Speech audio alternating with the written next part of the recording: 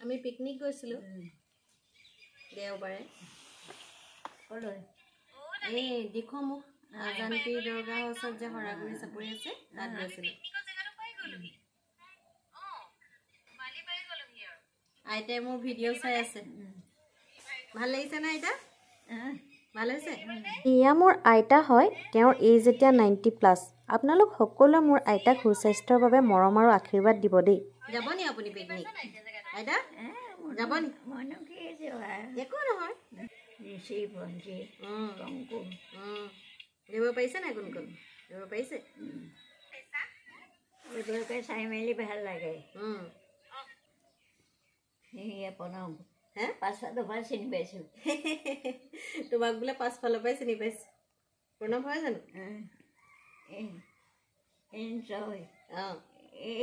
ধৰিব নে কংকু এজনী কংকু